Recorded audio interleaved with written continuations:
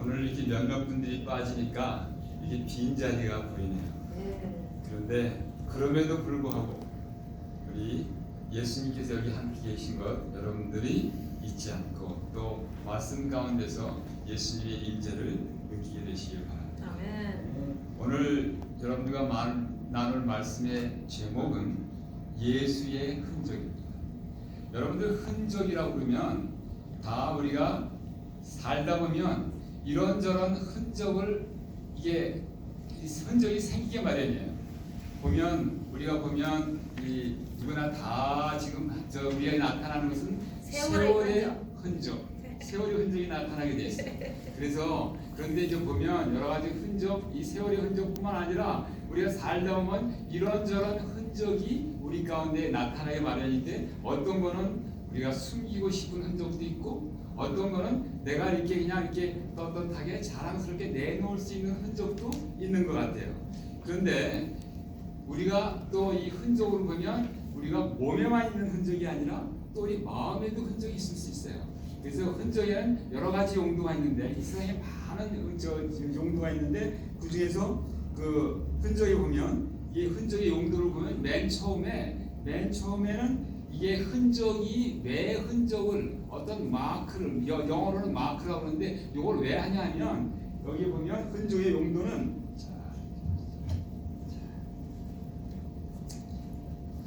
흔적의 첫 번째 용도는 소유 증명이에요. 그래서 여러분 저기에 어떤 사람들이 어떤 거 이것은 내 거야 그렇게 얘기할 때 거기다가 뭘 해요? 자기의 이름을 써놓죠. 이게 내 거라는 그러한 뜻으로 이제 이러한 흔적을 만들어 놓기도 하고 그 다음에 보면 그 목동들이 양이 이렇게 많이 있으면 어떤 게 내 양인지 어떻게 다른 양인지 모르잖아요. 그러니까 목동들이 어떻게 하냐면 양에다가 자기만 아는 그 비밀의 문신을 새겨놔요. 그러니까 요거는 내 거다 하는 그런 뜻으로. 그래서 여기에 지금 그 예수의 흔적이라는 얘기로 쓰여진 그 말도 이거하고 아주 상관이 있는 그런 말씀입니다. 그리고 동물들도 보면 여러 가지 이제 자기가 흔적을 만들어놔요. 그래서 이 동물들은 대부분 뭐가 있냐면 자기의 영역이 있어요. 영역이 있을 때 그 동물들은 어떻게 자기 영역을 표시해 놓나요? 소변으로 표시하죠. 이 호랑이도 그런데요. 그런데 우리가 이게 어떤 아주 우스갯소리로 이런 얘기가 있어요. 그 분당이라는 데 신도시가 생겼잖아요. 분당 신도시. 신도시가 생기면 항상 거기면은 종교 부지라고 이렇게 만들어놔요. 그런데 종교 부지라고 했는데 거기다 교회를 세울 수 있는데요. 그런데 이 교회를 세울 수 있는데 여러 교파가 많이 있으니까 서로 다 그 교회를 차지하려고 그 종교 부지를 차지하려고 여러 가지로 지금 이렇게 로비를 하고 그러는 거예요. 그런데 한 번은 어떤 그 교회에서 이렇게 했대요. 그 동물도 호랑이가 자기의 영역을 표시할 때는 자기의 그 영역 주위를 해서 오줌을 다 이렇게 써놓는데요. 그래가지고 오늘 아침에 일찍 그 교회 장로님들이 다 와가지고 그 교회 부지 옆에다가 다 가서 소변을 타는데 그런데 그러고 나서 그냥 하나님께 부르짖었는데 정말 그 교회가 그 부지가 그 교회 것이 되어버렸어요. 그래서 어쨌든 하여간 그런 얘기도 있습니다. 항상 뭐냐면 그래서 이 흔적이라는 것이 뭐냐면 소유의 표시일 수 있다는 거예요.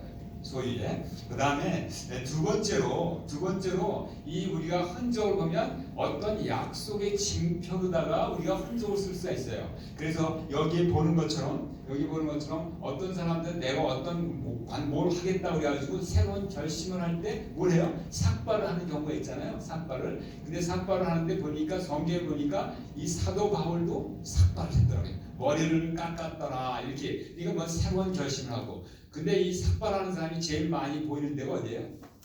정치. 예? 정치권. 고시촌에 내가 정말 공부를 열심히 해가지고 이번 고시에는 아주 틀림없이 합격이 되겠다고 해서 막 결심하는 고시촌에 삭발하는 사람들이 많아요. 그다음에 우리 이 조폭들은 맹세할 때 혈서를 쓰잖아요. 그런 것도 할 수 있고, 그 다음에 또 보면 어떤 사실을 확인하기 위해서 우리가 이 흔적을 남기는데, 여러분 이렇게 관광지에 보면 거기에 보면 뭐가 많이 쓰여 있어요? 사람들 이름을 많이 써있어요. 내가 언제 여기에 왔노라, 보았노라, 떠났노라 그럼 자기 이름 써놔요. 거기다. 그런 것들이 많이 있어요. 그리고 여러분 감옥소에 가는 거, 감옥소에 가는 것이 수치스러운 일일 수 있지만 어떤 사람들한테는 감옥소에 가는 것이 뭐예요? 계급장. 훈장이에요. 계급장. 그래가지고 자기가 이 감옥소에 왔다. 특별히 민주화 운동하던 사람들은 그런 게 많이 있어요. 그래가지고 거기다가 감옥 안에다가 자기 이름을 써놔요. 내가 언제 여기 와 있었다 이렇게 써놓는 것, 그런 것도 있어요. 그런 것도 있고, 그 다음에 이제 또 이 흔적이 뭐냐면 신앙의 표시로도 흔적이 쓰일 수 있어요. 그래서 여러분들 잘 아시는 것처럼 할례라는 것은 유대인들이 자기들이 유대인들이라는 거, 하나님의 특별한 선택받은 백성이라는 그런 표시로 할례를 하는 거예요. 그리고 그다음에 여러분들 보면 유대인들이 여기도 보면 유대인들이 복장이 틀린 게 있죠. 어때요? 유대인들은 까만 옷을 입고 모자를 쓰고, 그 다음에 유대인들은 수염을 기르는데 수염도 모양이 좀 틀리죠. 여기 뭐 옆에서 이게 뭐 이제 수염을 이렇게 꼬기도 하고 뭐 이래요. 그렇게 하는 거. 근데 보니까 그런 것들이 다 뭐냐면 자기가 특별한 그룹에 속해 있다는 것을 이걸 표시하는 표시예요. 자, 그런데 오늘은 이제 이런 모든 것을 통해서 이런 흔적이라는 얘기를 일반적으로 살펴봤지만, 오늘 우리가 정말 우리가 말씀을 통하여 살펴볼 흔적은 뭐냐면 사도 바울이 얘기한 예수의 흔적이에요. 자, 우리 여기 다 같이 성경을 펴셔서 저 성경 갈라디아 6장 17절에 있는 말씀을 누가 찾아서 큰 소리로 읽어주시기 바랍니다. 이후로는 누구든지 나를 괴롭게 말라. 내가 내 몸에 예수의 흔적을 가졌노라. 예, 감사합니다. 여기 보니까 여기에 이후로는 누구든지 나를 괴롭게 말라. 내가 어디에? 내 몸에 예수의 흔적을 가졌노라. 이렇게 얘기했어요. 자, 이런 얘기를 들으면서 저는 어떤 생각을 했냐면, 이 사도 바울이 이렇게 얘기한 걸 보니까 나도 언젠가 이런 소리를 좀 했으면 좋겠다라는 생각을 제가 하면서 이걸 읽었던 기억이 지금도 새롭게 납니다. 그런데 오늘 이 사도 바울의 나를 괴롭게 말라, 이후로는 나를 괴롭게 말라, 내가 내 몸에 예수의 흔적을 가졌노라. 이것이 과연 무슨 말일까? 이것이 정말 이걸 통해서 우리가 배워야 될 교훈이 무엇일까 하는 것들을 좀 생각해 보려고 합니다. 자, 여기에 보면 여기에 이 예수의 흔적이라는 것은 영어로는 뭐냐면 Mark of Jesus예요. 근데 요거를 헬라 말로 그대로 살펴보면 뭐냐면 스티그마라고 해요. 스티그마. 이 스티그마라는 얘기는 아까 얘기했던 것처럼 어떤 거냐면 바로 이것은 누구누구의 소유다라는 그러한 뜻으로, 아까 제가 말씀드린 것처럼 그 목동이 자기의 양한테 문신을 새겨놓은 것처럼 그런 뜻으로 쓰여진 거거든요. 그래서 이 말씀을 통해서 이 사도 바울이 나는 내 몸에 예수의 흔적을 가졌노라, 이 얘기가 무슨 소리일까 하고 생각해 보면서 저는 어떤 생각을 했냐면, 사도 바울이 그냥 선언을 하는 거야. 나는 예수님의 소유다. 그리고 다른 말로 얘기하면 예수님은 나의 뭐예요? 소유주다. 그러니까 나는 예수님의 종이고 예수님은 나의 주인이라는 그런 선언이 아닐까, 이런 생각을 제가 해보았습니다. 그래서 사도 바울이 나는 이후로는 나를 괴롭게 하지 말라, 내 몸에 예수의 흔적을 가졌노라 하는 이 말씀 속에서 이 사도 바울이 내 몸에 예수의 흔적을 가졌다라고 얘기했는데, 과연 이 내 몸에 가졌다고 그러는 이 사도 바울이 얘기한 흔적은 무엇일까 라는 것들을 한번 좀 생각을 한번 해보려고 합니다. 제일 첫 번째, 여러분 사도 바울에는 몸에 가시가 있었어요. 가시가 어떤 건지 혹시 기억하시는 분 계세요? 말씀해 보세요. 그 담에색에서 그 빛을 보면서 눈에 가시가 돼 있었어요. 예, 그래서 눈 문제가 있었어요. 그래서 눈이 신통치가 않았어요. 물론 눈을 뜨긴 떴는데 보이는데 눈이 영 신통치가 않아서 이거를 위해서 사도 바울이 하나님께 기도를 여러 번 했는데 하나님이 어떤 대답을 주셨냐면 이런 대답을 주셨어요. 자, 여기 이거 고백을 합니다. 이 고린도후서 12장 7절에 있는 말씀에 보면 여러 계시를 받은 것이 지극히 크므로 너무 자고하지 않게 하시려고 내 육체의 가시 곧 사단의 사자를 주셨으니 이는 나를 쳐서 너무 자고하지 않게 하려 하심이니라. 이렇게 말씀하시는데요. 그 전에 무슨 얘기를 하냐면 이걸 위해서 여러 번 기도했는데 하나님이 뭐라고 그랬어요?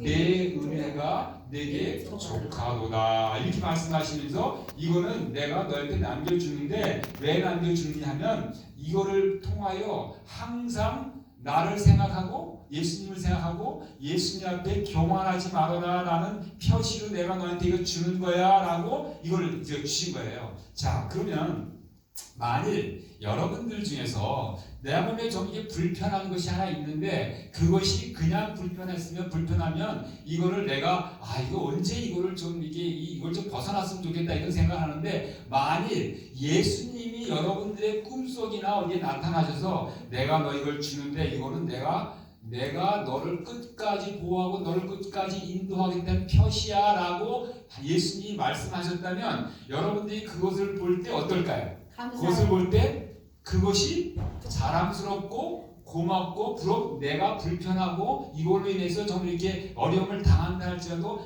정말 이거에 대한 자긍심이 생기지 않을까요? 저 같으면 그럴 것 같아요. 만일 예수님이 어떤 내 몸에 약간 불편한 걸 허락하시면서 이것이 내가 너를 끝까지 지키겠다는 나의 징표다라고 얘기하시면 저는 그걸 굉장히 감사하게 받을 것 같아요. 그러면서 왜냐하면 그걸 생각할 때마다 이것이 비록 불편하지만 하나님이 직접 나에게 말씀해 주신 나와 너의 징표라고 얘기했으니까 그 징표는 너무나 소중한 것이라는 거예요. 그래서 저는 아직 그래서 아마 사도 바울도 그렇게 하지 않았는가. 그래서 여기 말씀해 보니까 나는 이거를 내가 사단의 가시를 비록 주셨지만 나는 이거를 이거 어떻게 된 거예요? 자, 여기에 사단의 육체의 가시를 불편하긴 하지만 불편하긴 하지만 이거를 하나님 앞에 아주 자랑스럽게 이렇게 얘기하고 있는 거예요. 자, 그래서 첫 번째 내 몸에 예수의 흔적이 있노라 하는 것을 사도 바울은 요거를 생각하지 않았을까 생각해봤어요. 그 다음에 두 번째는 어떤 것이냐면 사도 바울이 내를 맞았는데 얼마나 많은 내를 맞았냐면 사도 바울은 40에 하나 강한 내를 5번이나 맞고 3번 태장으로 맞고 1번 돌로 맞고 3번 파산해. 이 얼마나 어려움을 당했을까요? 이걸 보면 얼마나 많은 어려움을 사도 바울이 복음을 전하면서 당했는지 알 수가 없어요. 여러분 여기에 보면 40에 하나 강한 내라는 게 무슨 소리인지 아세요? 왜 하필이면 40에 하나를 강했을까요?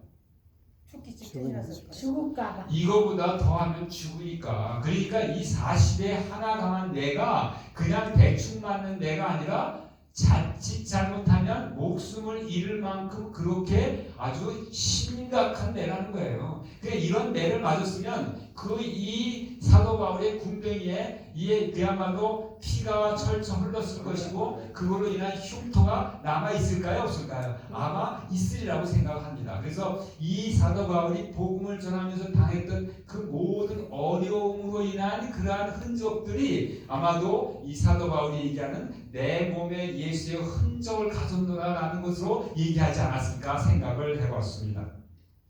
그 다음에 사도 바울이 또 이 흔적, 그래서 이 사도 바울은 이 자기 몸에 있는 이 흔적을 자랑을 했어요. 어떻게 자랑했냐면 그러므로 내가 그리스도를 위하여 약한 것들과 능욕과 궁핍과 핍박과 곤란을 기뻐하노니 이 자기한테 이런 예수님을 위하여서 복음을 위하여 우리가 사도 바울이 당한 모든 이 어려움의 표시를 아주 기뻐했다는 거예요. 자랑이 기뻐했다는 거예요. 그래서 이는 내가 약할 그때에 곧 강함이니라. 이 사도 바울이 이 자기 몸에 있는 이 흔적을 기뻐하는 이유는 뭐냐면 내가 이 예수님 안에서 훈장이야 라고 생각한 것이 아니라 많은 사람들이 생각해 이거 훈장이야, 나는 이렇게 어려움을 예수님께서 어려움을 당한 이러한 경험이 있어 라고 얘기하는 것이 아니라 바로 사도 바울은 바로 그 이유가 뭐냐면 바로 이것들을 생각하면서 내가 항상 나는 약하고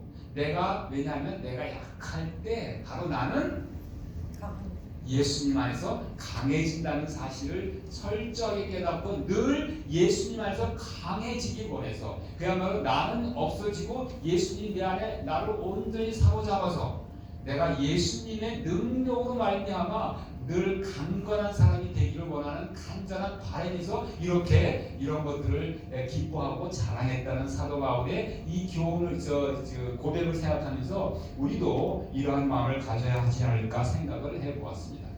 자, 그런데 이것은 사도 바울이 이제까지는 몸에 나타난 흔적인데 사도 바울의 마음에도 흔적이 남이 있었을까요? 없었을까요? 틀림없이 있었겠죠. 자, 사도 바울의 심령에 나타난 예수님의 체험 흔적이 무엇일까 한번 더 생각해 보려고 합니다. 첫 번째 구원의 체명. 거기 보면 우리가 다 아는 것처럼 너희가 그 은혜를 인하여 믿음으로 구원을 얻었나니 이것이 너에게 난 것이 아니요 하나님의 선물이다. 에베소 2장 8절에 있는 말씀을 봤을 때 분명히 이 사도 바울은 이 예수님으로 인한 구원의 체험을 너무나 확실하게 했다는 거예요. 그 두 번째로는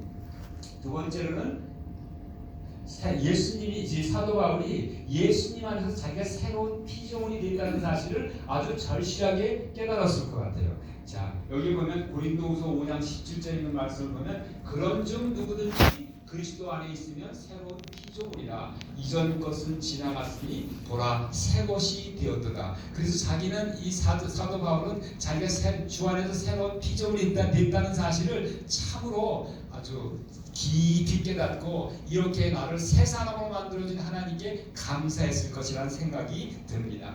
그 다음에 또 어떠한 예수님 그 사도 바울의 심령 가운데 예수님의 마음을 품었던 것을 우리가 기억을 할 수 있어요. 여기 보면 여기에 사도 바울은 우리한테도 이런 권면을 주세요. 너희는 이 마음을 품으라 곧 그리스도 예수의 마음이니. 사도 바울이 이러한 권면을 우리한테 줄 때는 자기는 마땅히 이러한 예수의 마음을 품는 체험을 했기 때문에 우리한테 이런 권면을 하지 않았을까 생각을 해보았습니다. 빌립보 2장 5절에 있는 말씀입니다.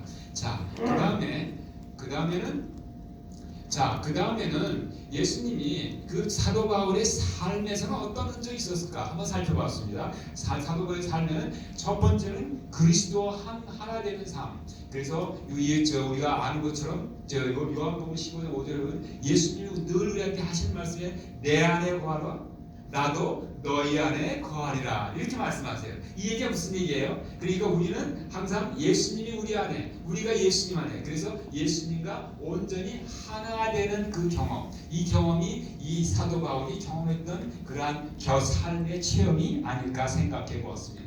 두 번째로 사도 바울이 예수님과 함께하는 삶의 흔적으로는 십자가만 자랑하는 삶이었어요. 사도 바울은 다른 것은 아무것도 자랑하지 않아요. 오직 십자가만 자랑한다고 이 갈라디아 6장 14절에 이렇게 고백하고 있습니다. 그러나 내게는 우리 주 예수 그리스도의 십자가 외에는 결코 자랑할 것이 없으니 이렇게 말씀하셨어요. 그래서 우리가 정말 자랑할 것은 오직 예수님 십자가만 자랑할 것이라는 것. 우리가 이 사도 바울의 모범을 타서 우리도 이것이 했으면 좋겠다는 생각을 해봅니다. 또 그 다음에 이 사도 바울이 예수님과 함께하는 흔적의 삶의 흔적은 이런 것이 있었지 않을까 하는 생각을 해보면서 내가 내일 죽는 삶. 여러분들 이 사도 바울이 이런 고백을 했지 않습니까? 여러분 잘 아시는 것처럼 고린도전서 15장 31절에 이런 말씀. 나는 형제들아 내가 그리스도 예수 우리 주 안에서 가진 바 너희에 대한 나의 자랑을 두고 단언하노니 나는 날마다 죽노라. 자, 이 나는 날마다 죽노라. 왜냐하면 자기가 날마다 죽어야 날마다 누가? 예수님이 우리 안에서 온전히 사시고 그리고 예수님한테 온전히 사로잡힌 그런 삶을 살 수 있기 때문에 참 이것이 우리가 날마다 죽는 것이 사도 바울이 우리한테 보여주신 아주 놀라운 그러한 모본이라고 생각을 합니다. 자, 그 다음에는 위의 것을 생각하고 사모하는 삶. 여기에 보면 사도 바울은 이 세상에 살고 있었지만 비록 이 땅에서 이 땅을 밟고 살았지만 늘 마음은 어디에 있었어요? 하늘에 있었어요. 하늘에 있어서 우리한테 어떤 권면을 하냐면 이런 권면. 그러므로 너희가 그리스도와 함께 살리심을 받았으면 위의 것을 찾으라. 위의 것을. 항상 하늘을 바라보고 하늘을 사모하고 하늘을 생각하는 삶을 살았다는 거예요. 자, 그 다음에 또 사도 바울은 늘 성령을 우리한테 강조해서는 우리 성령을 받으라고 얘기하면서 이 성령을 쫓아서 행하는 삶을 살아라, 이런 권면을 주셨어요. 우리가 여러분 잘 아시는 것처럼 갈라디아 5장 16절에 보면 너희는 성령을 쫓아 행하라. 그래서 사도 바울이야말로 성령 충만한 삶을 살았어요. 사실 성령 충만이 우리 그리스도인들한테 가장 필요되는 그러한 덕목이라는 사실을 우리가 잊지 않게 되시기를 바랍니다. 그 다음에 이제 마지막으로 은혜와 평강과 긍휼의 삶을 살았어요.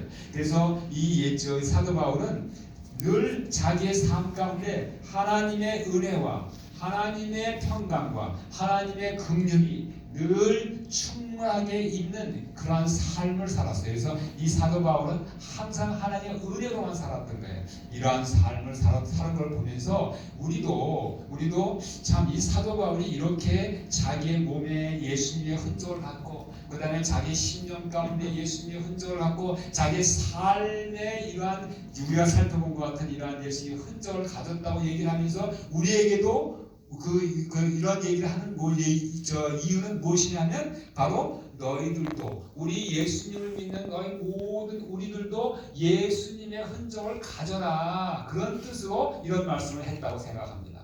그래서 그렇다면 사도 바울이 이러한 정말 아름다운 그의 몸의 흔적, 마음의 흔적, 삶의 흔적을 가졌다면 우리는 과연 어떠한 흔적을 가져야 될까 하는 생각을 해보면서 우리는 이 사도 바울의 권면을 받아서 어떠한 예수의 흔적을 우리의 삶 가운데 가져야 할까 하는 생각을 해보았습니다.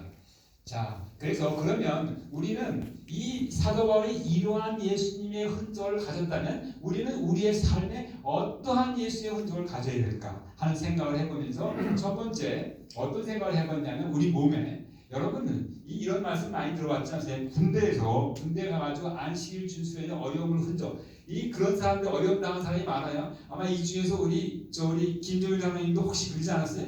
예, 그랬죠. 근데 이 안식일 지키려고 그냥 맹 맞고 깜빵 가고 그냥 그래가지고 이제 어떤 분들은 그런 분이 계세요. 하도 군대 가서 매를 많이 맞아가지고 늘 이게 뭐 날씨가 이렇게 쿵쿵하면 이게 신호가 오는 사람이 있어요. 그런데 그런 분들은 참 그것이 참 불편하고 그렇지만 그것이 뭐냐면 내가 하나님을 위하여 내가 참 헌신했던 그거에 대한 하나의 흔적인 거예요. 그러니까 그걸 통해서 이 옛날에 내가 그야말로 개구리가 어느 때 생각을 해야 돼? 올챙이족을 생각하는 것처럼 그때를 생각하면서 자기의 믿음을 다시 한번 다잡는 좋은 기회가 되지 않습니까? 그것이 우리가 가질 수 있는 흔적인 것 같아요. 그리고 또 보면 안식일 준수로 인해 가지고 사업의 어려움을 감내하는 그런 많은 분들이 계시지 않습니까? 그런데 사실은 우리가 왜냐하면 비즈니스를 하면 비즈니스 중에서 가장 비즈니스 잘 되는 때가 언제냐면 토요일. 안식이에요. 이 토요일이에요. 그런데 이 토요일 날 우리가 비즈니스 하지 못하고 교회 와서 예배를 드려야 되니까 문을 닫아야 되니까 이 경제적인 손해가 굉장히 많을 수 있어요.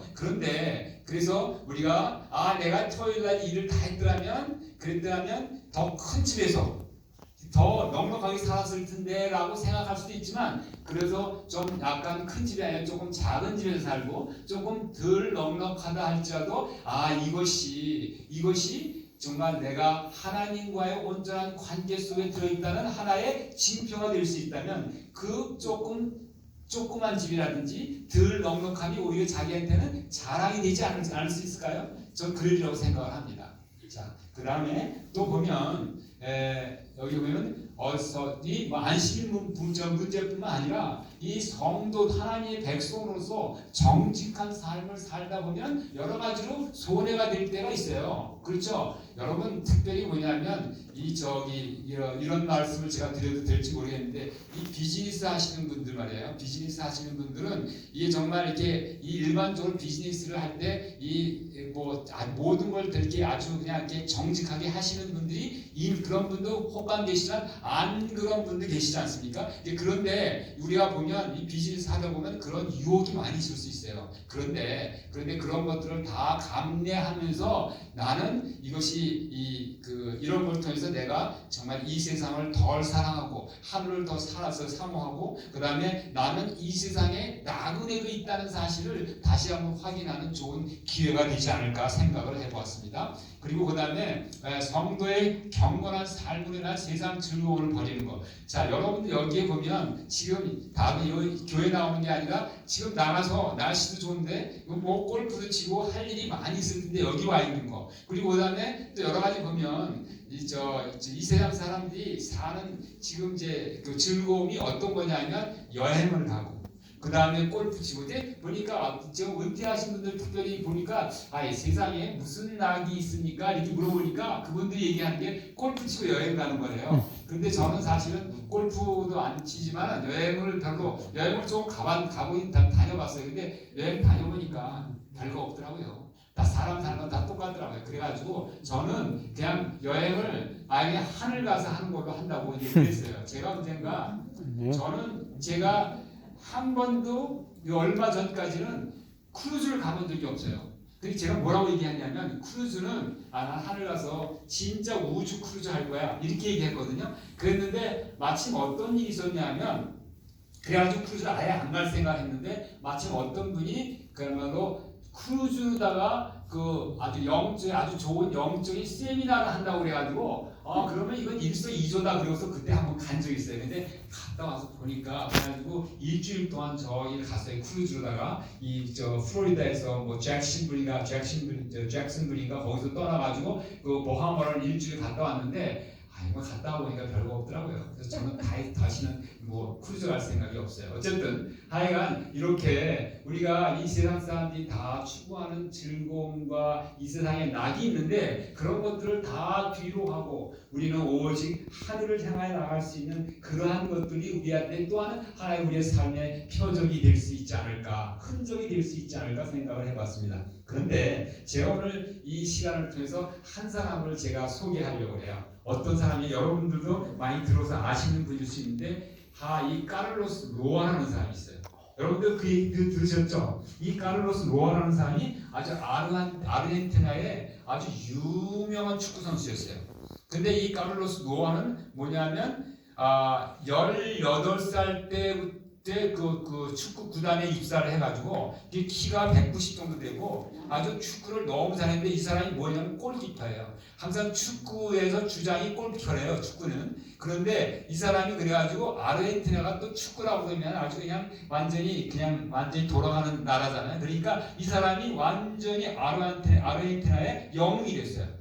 그래가지고 이 사람이 그 아르헨티나에 있는 축구팀을 완전히 아주 별 볼일 없는 축구팀을 갖다가 완전히 아주 탑 클래스로다가 올려놨어요. 그런데 이 사람이 그래가 갑자기 뭐냐면 은퇴를 선언한 거예요. 그래서 왜 은퇴하냐고 그랬더니 자기는 이 축구 선수 생활하니까 안식일 지키는 건 힘들고 여러 가지 신앙생활 하는데 제약이 많고 이 신앙생활 제대로 할 수가 없어서 나중에는 은퇴한다 이렇게 한 거예요.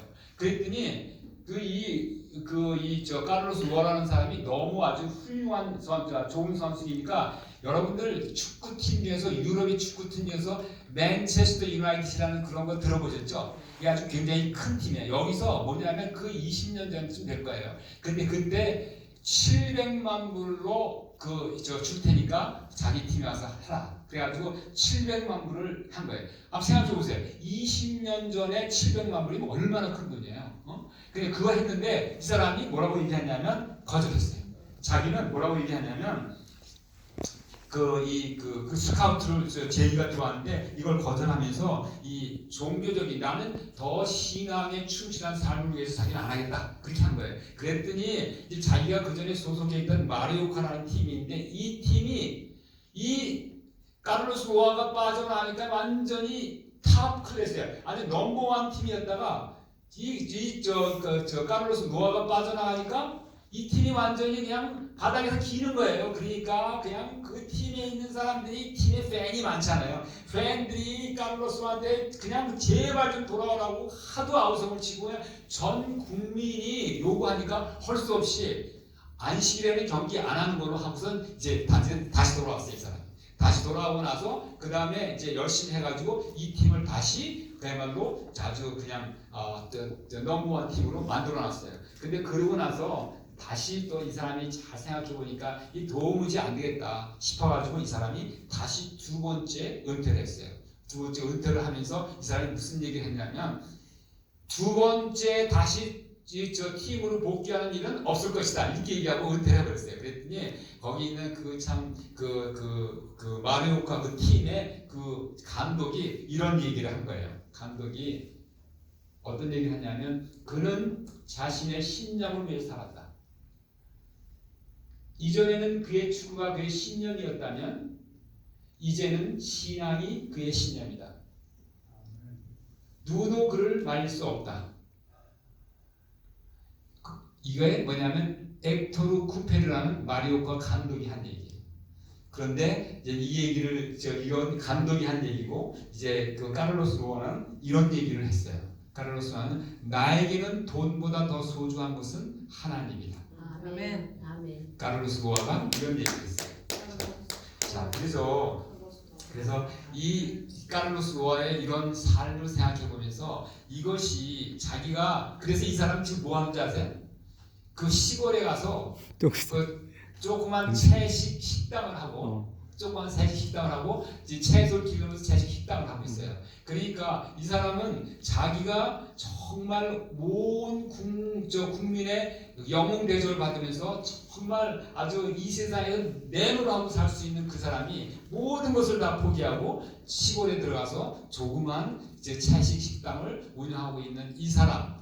이 사람은 그럼에도 불구하고 그러한 삶이 하나님 앞에서 그리고 자기의 신념에 충실한 삶이라고 생각했기 때문에 그러한 삶을 기쁘게 살고 있다고 합니다. 자, 그래서 우리가 이런 걸 보면서 이것이 바로 우리가 이 세상에서 참 사도 바울이 얘기하는 것 같은 우리의 삶의 예수의 흔적이 아닐까 생각을 해봅니다. 자, 그러면 우리는 예수님 때문에 우리는 우리의 성품에도 좀 흔적이 좀 생겨야 되는데 어떤 우리의 성품에 우리의 성격에 어떤 흔적이 생겨야 할까요?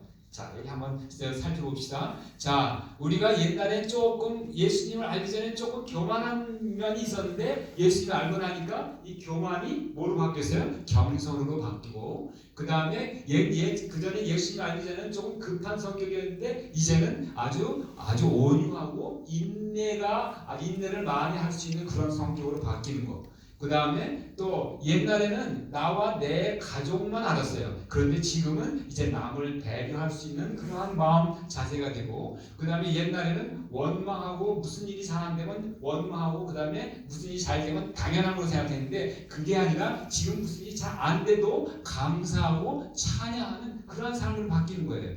여러분 우리가 지금 정복원 정덕선 집사님이 여기 못 나오셨어요. 왜냐하면 우리가 어제 저기 들은 것처럼 교통상